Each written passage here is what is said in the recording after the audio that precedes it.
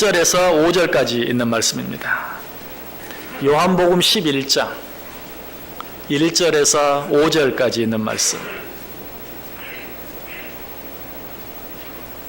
제가 대독해 드리겠습니다. 어떤 병자가 있으니 이는 마리아와 그 자매 마르다의 마을 베다니에 사는 나사로라. 이 마리아는 향유를 주께 붓고 머리털로 주의 발을 닦던 자요, 병든 나사로는 그의 오라버니더라. 이에 그 누이들이 예수께 사람을 보내어 이르되 주여 보시옵소서, 사랑하시는 자가 병들었나이다 하니 예수께서 들으시고 이르시되 이 병은 죽을 병이 아니라 하나님의 영광을 위함이요 하나님의 아들이 이로 말미암아 영광을 받게 하려 함이라 하시더라. 예수께서 본래 마르다와 그 동생과 나사로를 사랑하시더니. 아멘. 자, 우리 옆 사람들과 한번 인사합니다. 참 잘 오셨습니다. 큰 은혜 받으시기 바랍니다. 추석 명절 잘 보내셨습니까? 우리 옆 사람들에게 한번 추석 안부 한번 물어보죠. 명절 잘 보내셨습니까? 여러분의 얼굴들이 다 밝고 해피한 것 같아서 명절 잘 보내신 것 같습니다. 오늘 또 한번 하나님의 큰 은혜, 큰 축복이 여기 모인 여러분 모두 위에 넘치시기를 주님의 이름으로 간절히 축원합니다.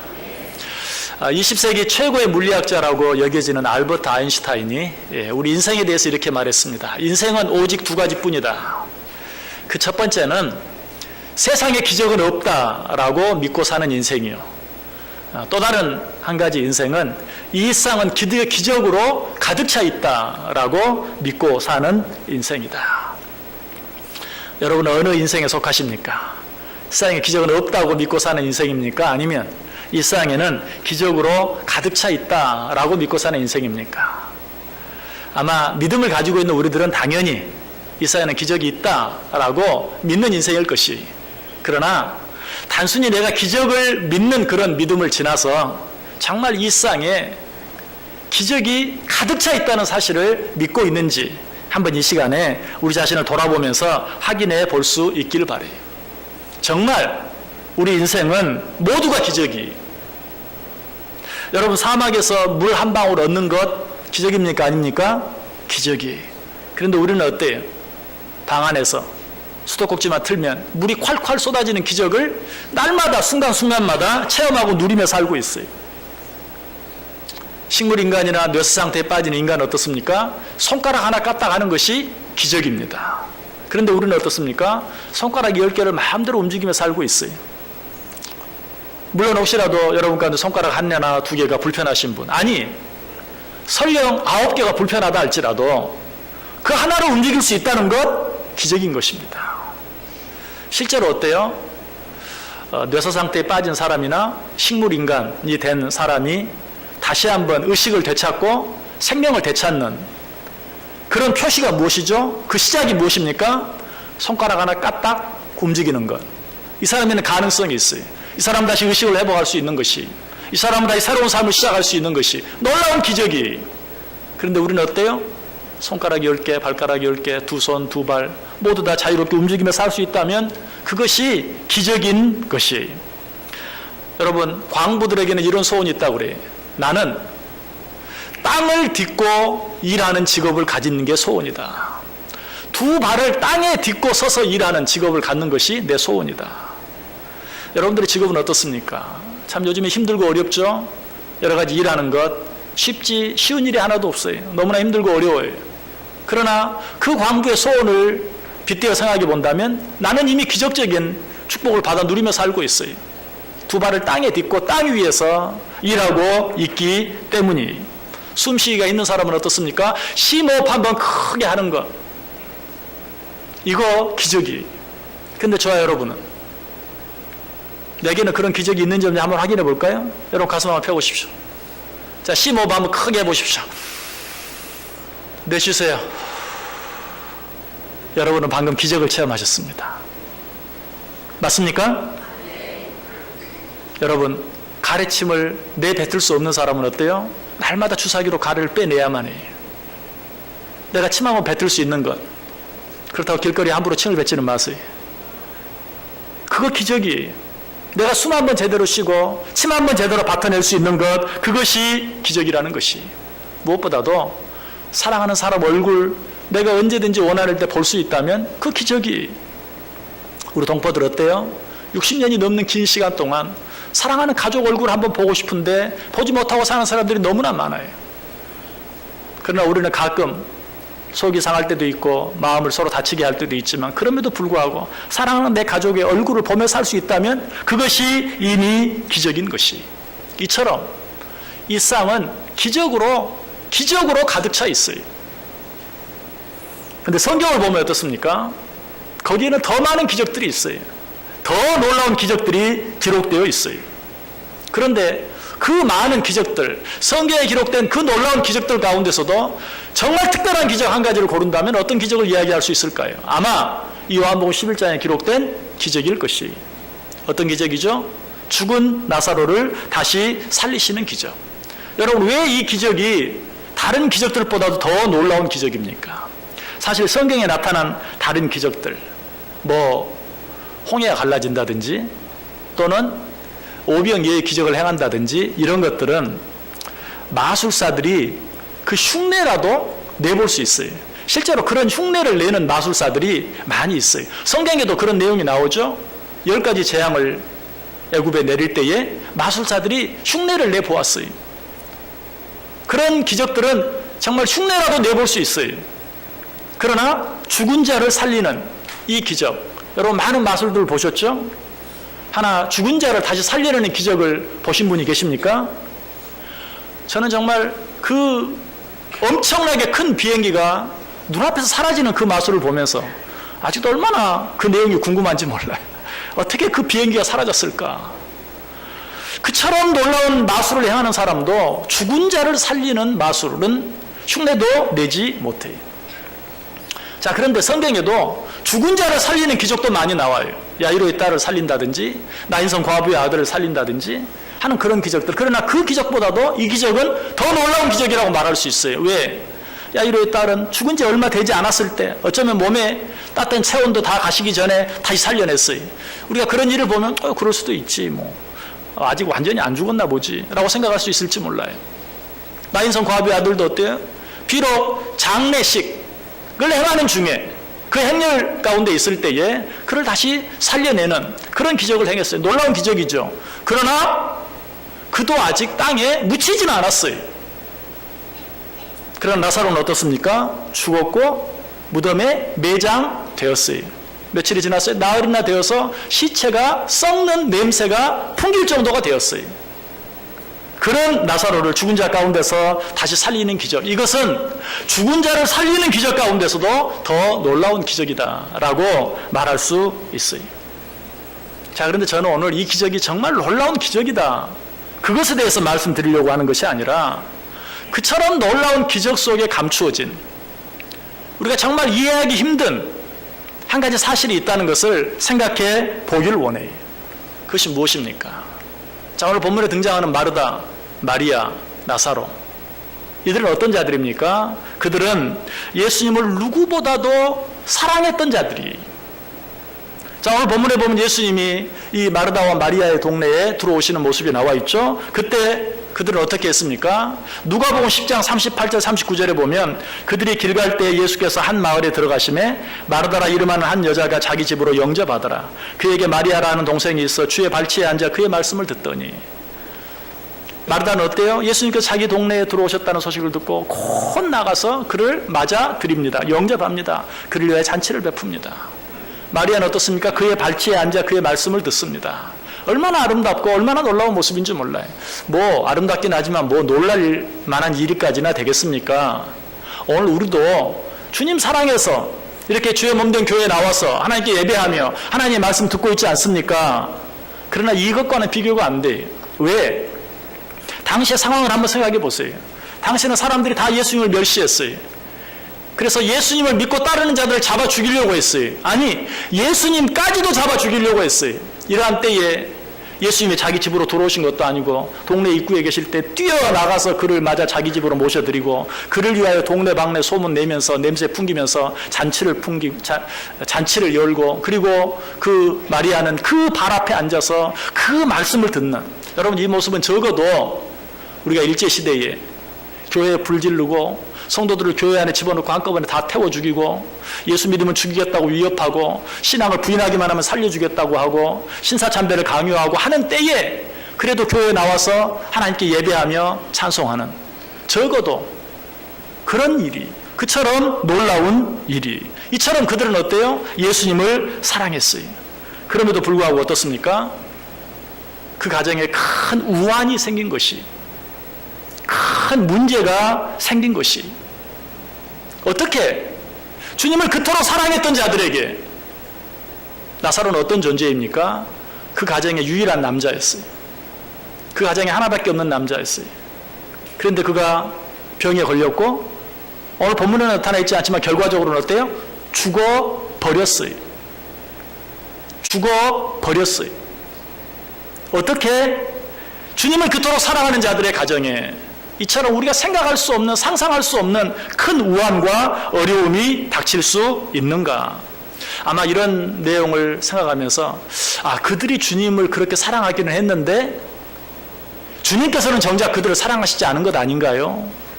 이렇게 또 약삭빠르게 한번 생각해 볼 수도 있어요. 그럴 리가 없죠. 우리 하나님은 우리가 사랑하지 않아도 우리를 사랑하는데, 그들이 그렇게 주님을 사랑했는데 하나님께서 그들을 사랑하지 않을 리가 없어요. 주님께서 그들을 사랑하지 않을 리가 없어요. 오늘 본문에 주님께서 그들을 얼마나 사랑하셨는지 분명히 나타나 있어요. 5절 보세요.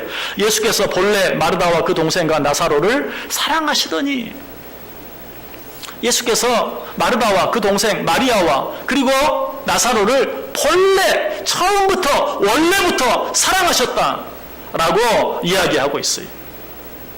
그럼 또 우리는 이렇게 한번 생각해 볼 필요 있어요. 마르다와 마리아는 그토록 주님을 사랑했는데 나사로는 그렇게 주님을 사랑하지 못하고 그로 말미암아서 주님의 눈밖에 난 것이 아닌가? 여러분, 그 말씀 속에 뭐라고 말하고 있어요? 마르다와 마리아뿐만 아니라 나사로까지 본래부터 그토록 사랑하셨다. 이것은 자기 자신들도 알고 있었어요. 3절 말씀 보세요. 이에 그 누이들이 예수께 사람을 보내어 이르되 주여 보시옵소서, 사랑하시는 자가 병들었나이다.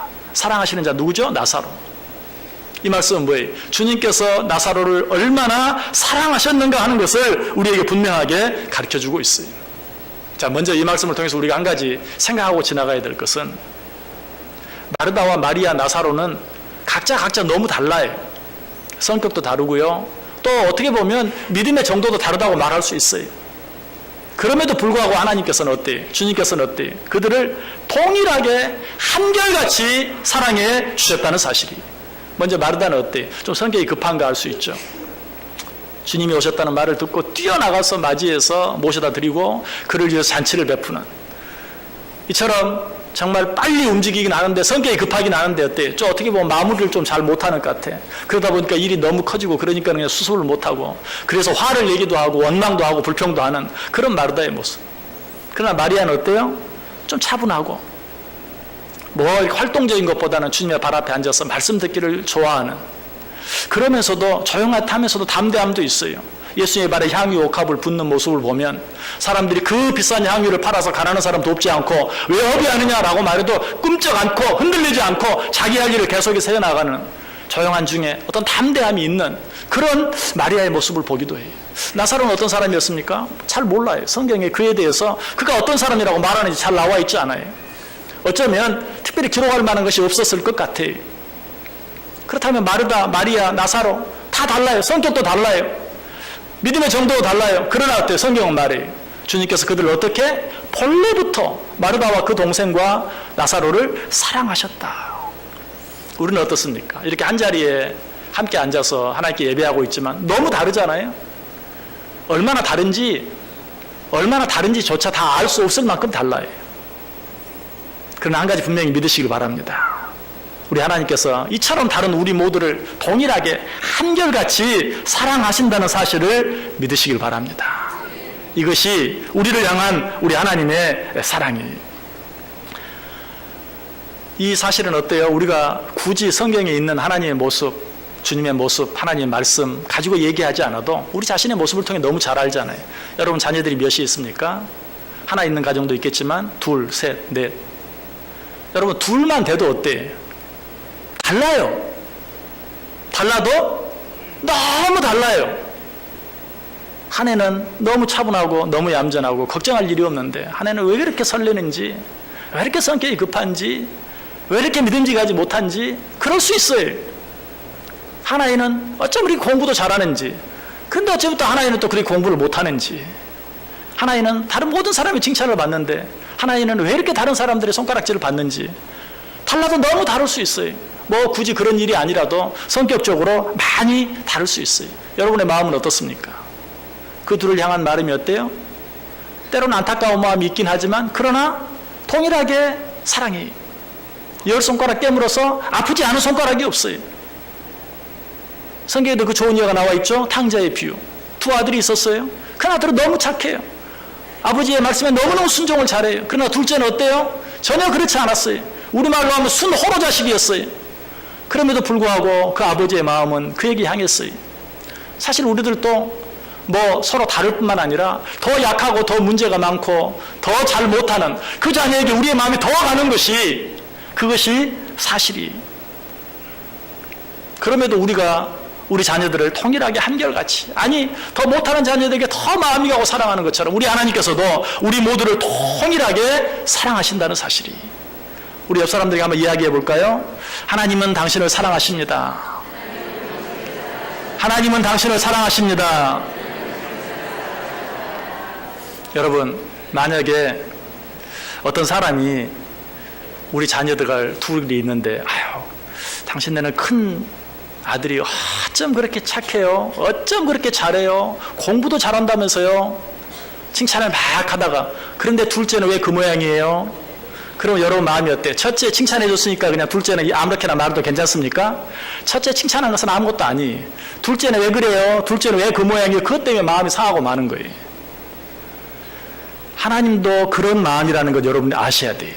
여러분 옆 사람 향해서 저 사람 왜 저래? 하나님 마음이 아파요. 우리 교회 다 좋은데 저 사람만 없으면 좋겠어. 하나님 마음이 어떨까요? 아파요. 그런 자들에 향해 성경이 뭐라고 말합니까? 로마 14장 4절에 남의 하인을 비판하는 너는 누구냐? 그가 서 있는 것이나 넘어지는 것이 자기 주인에게 있으며 그가 세움을 받으리니 이는 그를 세우시는 권능이 주께 있음이니라. 남의 아들을 비판하는 너는 누구냐? 왜 네가 남의 아들, 남의 딸을 비판하느냐? 그 아들, 딸 칭찬하는 것도 책망하는 것도 나에게 있는데 왜 네가 그를 비판하느냐라고 말씀하고 계시는 것이, 여러분, 이처럼 하나님께서는 우리를 사랑하세요. 자, 그런데 오늘 본문 보면 하나님께서 마르다와 마리아와 나사로를 본래부터 사랑하셨다. 주님께서 그처럼 그들을 사랑하셨는데 왜 그 가정에 그처럼 큰 우환이 있을 수 있을까? 물론 우리는 그 답을 알죠. 믿음의 연단을 위해서, 하나님께서 더 큰 상급을 주시기 위해서. 그렇게 쉽게 대답할 수 있어요. 그러나 아까 말씀드렸던 것처럼 이 우환은 그렇게 쉽게 이야기하기에 너무 큰 우환이었어요. 그 집에 하나밖에 없는 남자, 아직 나이 어린 남자가 죽었어요. 죽어버렸다고 그랬어요. 다시 소망이 없어요. 어떻게? 하나님이 그렇게 한 사람 한 사람을 사랑하셨다고 말하는데 그런 자들에게, 그런 가정에 그처럼 큰 우환이 있을 수 있는가? 왜 그렇습니까? 먼저 우리 성경을 통해서 그 이유를 한번 찾아보겠습니다. 이사야 55장 8절 9절 한번 보시기 바랍니다. 이사야 55장 8절과 9절 구약성경 1036페이지에 있습니다. 이사야 55장 8절과 9절.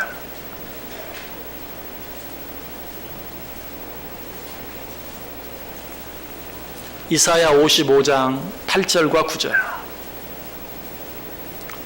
우리 다 같이 한 목소리로 읽어보겠습니다. 이는 내 생각이 너희의 생각과 다르며 내 길은 너희의 길과 다름이니라. 여호와의 말씀이니라. 이는 하늘이 땅보다 높음같이 내 길은 너희의 길보다 높으며 내 생각은 너희의 생각보다 높음이니라. 아멘. 어떻게 그럴 수 있습니까? 하나님이 사랑하는 자들에게 어떻게 그런 큰 우환이 있을 수 있습니까? 하나님이 사랑하는 가정에 어떻게 그렇게 큰 문제가 있을 수 있습니까? 성경의 답은 그럴 수 있다. 그럴 수도 있다. 아니 어떻게 그럴 수 있습니까? 이사야 55장에 있는 말씀이 뭐라고 말해요? 내 생각은 너희 생각과 다르기 때문에. 아니 보다 적극적으로 말하면 내 길은 너희 길보다 높기 때문에, 얼마나 하늘이 땅보다 높은 같이 내 생각, 내 길은 너희보다 높기 때문에 라고 말하고 있는 것이, 여러분, 우리가 생각하는 사랑과 하나님께서 생각하시는 사랑은 차원이 달라요. 우리가 생각하는 사랑은 어떤 사랑입니까? 인간들이 생각하는 사랑, 오늘 본문에 나타난 것처럼 마르다와 마리아가 생각하는 사랑, 그 사랑이 바로 우리 인간들이 생각하는 사랑이, 그 사랑의 모습은 어떤 것이죠? 3절에 나와 있어요. 이에 그 누이들이 예수께 사람을 보내어 이르되 주여 보시옵소서 사랑하시는 자가 병들었나이다. 마리아와 마르다가 말이에요. 당신의 사랑하는 자가 병들었나이다. 어떤 느낌이 드세요? 당신이 사랑하는 자가 병들었는데 뭐 하고 계십니까? 빨리 와서 고쳐주셔야죠. 빨리 와서 낫게 해주셔야죠. 어떻게 사랑하는 자가 병들어 고통당하는 모습을 보고만 계실 수 있습니까? 이것이 인간들이 생각하는 사랑이. 그럼 하나님이 생각하는 사랑은 어떤 사랑입니까? 5절에 있는 것처럼 예수께서 본래 마르다와 그 동생과 나사로를 사랑하시더니, 이게 하나님께 사랑하는 사랑이, 아니 앞에 말한 사랑과 뒤에 말한 사랑이 어떻게 다릅니까? 우리말로는 구별이 안 돼요. 또 영어 성경을 봐도 구별이 안 돼요. 다 love 똑같아요. 그러나 원어적으로는 분명히 달라요. 우리가 너무나 잘 아는 것처럼 앞에 마르다와 마리아가 주께서 사랑하시는 자가 병들었나이다 라고 말하는 사랑은 필레오. 많이 들어보셨죠? 5절에서 주께서 본래 마르다와 그 동생과 나사로를 사랑하셨다라고 말하는 사랑은 아가페. 단어가 달라요. 사랑의 종류가 달라요. 사랑의 차원이 다른 것이. 인간적인 사랑은 내가 누군가를 사랑한다면 절대로 그 사람을 괴롭힐 수 없는 것, 내가 누군가를 사랑한다면 절대로 그 사람이 힘들고 어려운 상황 가운데 있도록 내버려 두지 않는 것, 이것이 인간적인 차원의 사랑이. 그러나 주님께서 우리를 사랑하시는 아가페적인 사랑은 어떤 것입니까? 눈에 보이는 눈앞에 어떤 것에 급급하지 아니하고 보다 멀리 있는 보다 크고 놀라운 일을 위하여 눈앞에 있는 아픔과 고통을 겪도록 내버려 두실 수도 있는 사랑, 저 영원한 하나님의 나라를 위해서, 그곳에서 누릴 수 있는 우리의 축복을 위해서, 상급을 위해서, 특권을 위해서 이 세상에서 고통당하는 모습을 너무나 안타깝지만 보고 내버려 두실 수도 있는 사랑, 이것이 우리 하나님께서 우리를 사랑하시는 아가페적인 사랑인 것이.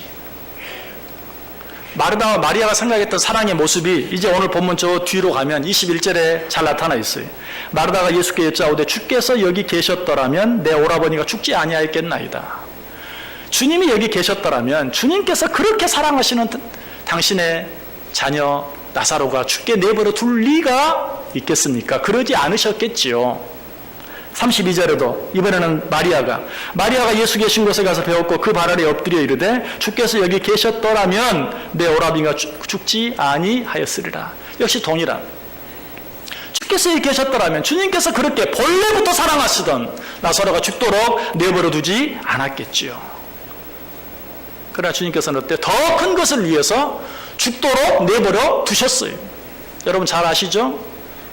예수님께서 그가 병들었다는 소식을 듣고 곧바로 달려가지 아니하고 시간을 더 끄시다가 가셨다라고 성경이 이야기하고 있는 것이, 이것이 주님께서 우리를 사랑하시는 방법과 우리가 원하는 사랑의 차이예요.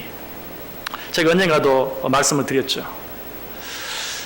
만약에 여러분의 자녀가 길을 가다가 넘어져서 무릎이 까졌다면 저는 얼른 달려가서 불어주면서 아이고 무릎 까졌구나, 약 발라주고 밴디지 붙여주면서 이제 괜찮을 거야. 그러나 내 아들이 길을 가다가 넘어져서 무릎이 까졌다면 저는 이렇게 할 거예요. 일어나, 괜찮아, 안 죽어. 지금 거기다 밴디지 붙이면 골마서 더 안 좋아. 그러니까 그냥 다녀. 우리 아들은 이런 일을 너무 많이 겪어서 너무 잘할 거예요. 앞에 어떤 아이가 넘어져서 호호 불어주고 밴디지 붙여주는 사랑은 옆집 아저씨 사랑. 그러나 넘어져도 일어나, 괜찮아 라고 말하는 사랑은 아버지 사랑. 맞습니까? 여러분, 하나님의 사랑도 그렇게 생각하세요. 우리가 생각하는 사랑과 하나님이 우리를 사랑하는 그 사랑의 방법은 너무나 달라요. 그래서 마르다와 마리아는 주께서 사랑하시는, 필레오 하시는 이를 어떻게 이 어려운 가운데 내버려 둘 수 있습니까? 주님께서는 아가페적인 사랑으로는 그렇게 할 수도 있다라고 우리에게 말하고 있어요. 여러분 가운데 혹시 아픔과 고통과 여러 가지 우한 가운데 염려하며 걱정하며 살고 있는 분들 계십니까? 주님께서는 여전히 나를 사랑하고 계시는 것을, 주님이 사랑하시는 그 사랑의 방법, 주님이 사랑하시는 그 사랑의 크기를 나로서는 도무지 이해할 수 없어서 주님께서는 잠시 잠깐 그런 가운데 나를 내버려 둘 수도 있다는 사실을 믿으시길 바랍니다. 하나님은 우리로서는 이해할 수 없는 더 크고 놀라운 계획들을 가지고 계시는 것이, 그렇다면 우리는 그 일로 인해서 더 이상 걱정하고 염려할 필요가 없어요. 성경은 말해 주를 사랑하는 자, 곧 그 뜻대로 부르심을 입은 자들에게는 모든 것이 합력하여 선을 이루느니라. 이 모든 것 속에는 뭐가 들어있습니까? 내가 원하는 일뿐만 아니라 내가 원치 않는 일, 내게 기쁨이 되고 즐거움이 되는 일뿐만 아니라 내게 기쁨이 되지 않고 즐거움이 되지 않는 너무나 힘들고 어려운 그런 일, 그런 모든 일들이 다 포함되어 있어요. 모든 것이 합력하여 선을 이루느니라. 그러나 우리가 이 말씀 속에서 한 가지 기억해야 될 것이 있어요. 내가 당하는 그런 모든 어려움과 아픔이 하나님의 사랑 가운데 되어진 일이라면 나는 그것 때문에 염려하거나 걱정하거나 힘들어할 이유가 전혀 없어요. 그러나 한 가지 확인해 봐야 돼요. 혹시라도 그런 일들이 내 잘못으로 인하여 생긴 일은 아닌가. 그럴 수도 있거든요. 그렇다면 어떻게 해야 돼요? 하나님 앞에 내어놓고 회개해야죠. 그 잘못된 길에서 벗어나 떠나야죠. 그러나 아무리 생각해도, 물론 우리가 우리의 잘못을 다 아는 것은 아니죠. 그러나 인간적으로 아무리 생각해 보아도 내가 하나님 앞에 잘못한 것이 없다면, 하나님 말씀 거역한 일이 없다면, 죄를 지은 것이 없다면 여러분이 당하는 어려움으로 인해 염려하거나 걱정할 필요 전혀 없어요. 오늘 성경에도 마르다나 마리아나 나사로가 자기들이 어떤 잘못으로 인해 그런 고통을 당했다는 증거가 전혀 없어요. 그렇다면 이 고통, 이 아픔, 이 문제는 어때요? 그들이 염려할 필요가 전혀 없는 것이, 하나님께서 그들을 특별한 방법으로, 아니 우리가 생각할 수 없는 정도로 그들을 사랑하셨기 때문에 그들에게 일시적으로 허락하시는 아픔, 고통일 뿐이라는 것이, 여러분 하나님께서는 우리를 너무나 사랑하셔서 우리에게 아픔을 주실 때가 있어요. 고통을 주실 때가 있어요. 우리를 향한 하나님의 소원은 무엇입니까? 늘 당신 곁에 우리를 두고 싶어 하시는 것이, 우리들이 멀어지는 것을 하나님은 원치 않아요. 그런데 우리는 어때요? 너무 간사하고 너무 교만해서 조금만 문제가 없으면, 조금만 평안하면, 조금만 잘 되면 하나님으로부터 멀어지고 하나님을 모르는 척하고 교만해지기를 잘하는 그런 우리들의 모습이, 그런 하나님께서는 우리를 좀 더 가까이 하기 위해서, 세상만 바라보며 살 것이 아니라 위의 것을 바라보며 살게 하기 위해서 우리를 어떻게 해요? 우리를 침대에 눕히시는 경우가 간혹 있어요. 왜? 우리들이 두 발로 멀쩡하게 건강하게 서 있을 때는 어때요? 전혀 위를 보지 않아요. 여러분 요즘 가을 하늘을 한번 보셨습니까? 얼마나 하늘이 높고 하늘에 떠있는 구름이 정말 아름다운지 몰라요. 근데 여러분 혹시 그냥 너무 바빠서, 특별히 그냥 명절 샌다고 정신없이 이리 뛰고 저리 뛰다가 하늘 한번 제대로 못 보신 분도 많이 있을 거예요. 우리 삶이 그래요. 그냥 한번 살아보겠다고 정신없이 앞만 보고 달리다가 하늘 한번 쳐다보지 못하고 살 때가 많아요. 그런 것처럼 세상에 어떤 일, 좋은 일이 있으면 좋은 일 때문에, 나쁜 일이 있으면 나쁜 일 때문에 우리는 위를 바라보지 못하고 정신없이 살아가는데 정신이 없어요. 그런 우리들로 하여금 어떻게 하시기 위해서, 위를 바라보게 하기 위해서, 위를 바라보게 하기 위해서 어때요? 우리를 눕힐 때가 있어요. 왜? 눕혀놓으면 보기 싫어도 위를 봐야 되거든. 가만히 서 있으면 어려운 일이 있어야만 위를 바라보지만 눕혀놓으면 저절로 위를 바라보게 돼 있어요. 여러분 시인이나 소설가들을 보면요, 인간이 가장 절망적인 상태에 빠진 모습을 어떻게 표현합니까? 멍하니 하늘을 쳐다보는. 사형수가 사형장으로 끌려갈 때는 반드시 한번 하늘을 쳐다본다 그래요. 이제 더 이상 소망이 없을 때 사람들은 누구나 하늘을 보게 돼 있어요. 바로 우리 인간의 이런 연약함 때문에, 아니 다른 말로 하면 우리 인간의 이런 간사함 때문에 하나님께서 우리에게 하늘을 쳐다볼 수밖에 없는, 위를 바라볼 수밖에 없는 그런 절망스러운 상황, 그런 절망스러운 일, 그런 힘들고 어려운 일들을 우리에게 주실 때가 있다는 사실입니다. 골로새 3장 1절 2절이 말해요. 그러므로 너희가 그리스도와 함께 다시 살리심을 받았으면 위의 것을 찾으라. 거기는 그리스도께서 하나님 우편에 앉아 계시느니라. 위의 것을 생각하고 땅의 것을 생각하지 말라.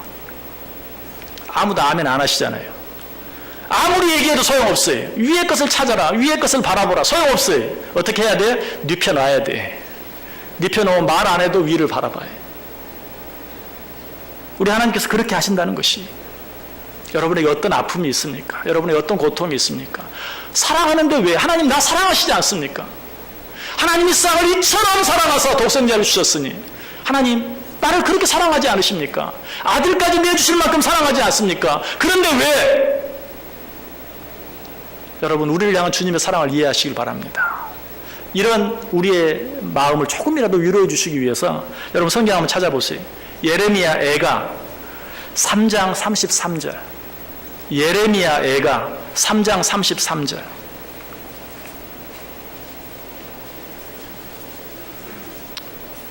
여전히 답답해하는 우리들을 위해서 주님께서 말씀하십니다. 예레미야 애가 3장 33절.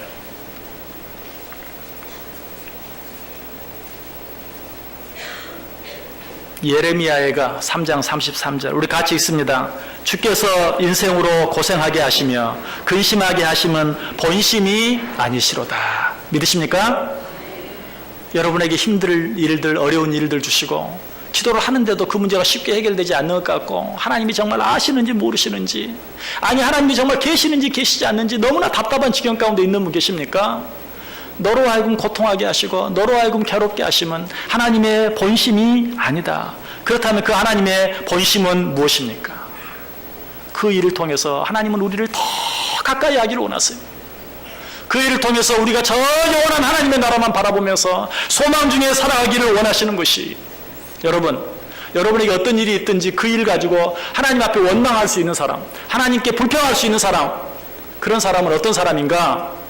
하나님, 나 이렇게 힘들게 하지 않아도 나는 절대로 하나님 멀리하지 않고, 나는 절대로 하나님 떠나지 않고, 나는 언제든지 하나님만 살아가며 살겠습니다. 이런 자신이 있는 분은 하나님 도대체 왜 이러십니까? 라고 하나님께 따졌어요. 불평하세요. 그러나 그럴 자신이 없다면 이 일 속에 나로서는 도무지 깨달을 수 없는 하나님의 뜻, 하나님의 섭리가 있는 줄 믿습니다.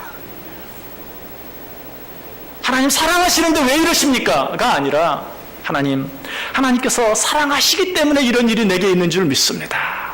오히려 감사하고 찬송할 수 있어야 돼요. 여러분, 욥도 그랬어요. 욥이 어떤 사람입니까? 욥기 1장에 맨 처음에 하나님이 욥을 칭찬하죠. 그토록 선하고 그토록 착하고 그토록 온전하여 악에서 온전히 떠난 사람이 없다. 누가 한 칭찬? 하나님이 한 칭찬이에요. 얼마나 놀라운 칭찬인지 몰라요. 이런 칭찬 한 번만 받아봤으면 좋겠어요. 그런데 그런 욥도 수많은 아픔과 어려움, 인간으로서는 도무지 상상할 수 없는 고통을 당하고 난 후에 욥기가 끝나는 욥기 맨 끝장 42장에서 이렇게 고백해요. 내가 주께 대하여 귀로 듣기만 하였사옵더니 이제는 눈으로 주를 배움나이다. 그렇게 아름다운 믿음을 소유했던 욥도 고통을 받기 전과 고통을 당한 후는 완전히 달랐어요. 고통을 당하기 전에는 하나님이 나를 사랑하신데 아멘, 그런 정도, 귀로 듣고 깨닫는 정도. 그러나 고통을 겪고 난 후는 주여 주님의 사랑을 내가 눈으로 봅니다. 하물며 저 여러분은 어떻겠어요? 어려움과 고통이 없어도 하나님 잘 섬길 자신이 있다고요? 정말 그렇습니까? 그럴 능력이 없는 우리들을 하나님은 정말 너무나 사랑하셔서 우리를 더 가까이 하시고 더 놀랍게 축복하시고 더 놀랍게 함께 해주시기를 원하셔서 정말 우리로서는 이해할 수 없는 힘들고 어려운 일들을 주시는 것이, 사도 바울도 그랬어요. 하나님 사도 바울 너무나 사랑하셨어요. 그런데 사도 바울이 나를 괴롭히는 이 육체의 가시 좀 제해주세요. 얼마나 기도했는지 몰라요. 들어주지 않았어요. 드디어 바울이 깨달았어요. 그 육체의 가시 자체가 자기를 사랑하는 사랑이라는 것을, 내가 약할 때 강한 것을 이제 알았나이다. 나를 약하게 하심으로 주님이 나의 강함 되어 주시길 원하시는 것 이제 깨달았습니다. 이제는 하나님 사랑하는데 왜 이러십니까? 원망하고 따졌던 그것이 이제는 이것이 나를 향한 하나님의 사랑인 줄 깨달았습니다. 오히려 감사하고 찬송하는. 그리고 나서 그가 고백하는 것이 바로 우리가 아까 했던 우리가 알거니와 하나님을 사랑하는 자 곧 그의 뜻대로 부르심을 입은 자들에게는 모든 것이 내 속에 있는 이 나를 이렇게 괴롭히는 육체의 가시까지도 합력하여 선을 이루는 일인 줄 믿습니다. 그리고 나서 또 계속해서 뭐라고 말합니까? 그런즉 이 일에 대하여 무슨 말을 더 하리요? 여러분, 우리를 향한 하나님의 사랑이 어떤 사랑인지 깨달았습니까? 그렇다면 이제 우리에게 남은 것은 두 가지뿐이에요. 그 한 가지는 하나님이 나를 사랑하시기 때문에 이런 일을 내게 주시는 줄 믿습니다. 감사하고 찬송하는 것이요. 또 다른 한 가지는 뭐예요? 그런즉 이제 내가 무슨 말을 더 하리요? 그런즉 이제 내가 무슨 말을 더 하리요? 이 고백이 저와 여러분의 고백이 되어서 하나님께서 우리를 사랑하시는 그 큰 사랑을 정말 좋은 일 속에서뿐만 아니라 너무나 힘들고 어려운 속에서라도 깨닫고 그로 인하여 하나님과 더 가까워지고 말로는 어떤 가르침으로도 도무지 깨달을 수 없고 받아 누릴 수 없는 하나님의 그 풍성하신 은혜와 축복을 받아 누리며 살아갈 수 있는 저 여러분 꼭 될 수 있기를 주님의 이름으로 간절히 축원합니다. 기도하겠습니다. 사랑과 은혜가 풍성하신 하나님, 오늘 우리를 너무나 사랑하셔서 말씀해 주시니 감사를 드립니다. 우리들 가운데 너무나 힘들고 어려운 일들이 많이 있습니다. 하나님, 그러나 그 일 속에 감추어진 하나님의 사랑을 보게 하여 주옵소서. 깨닫게 하여 주옵소서. 우리가 그 사랑을 알기만 하면 그 모든 것이 합력하여 선을 이루게 될 줄 믿습니다. 이 하나님의 사랑 믿고 어떤 일들 속에서든지 하나님 사랑하는데 왜? 라고 원망하고 불평하는 것이 아니라 하나님 나를 사랑하기 때문에 라고 감사하고 찬송할 수 있는 우리 모두 되게 해 주옵소서. 예수님의 이름으로 기도드리옵나이다. 아멘.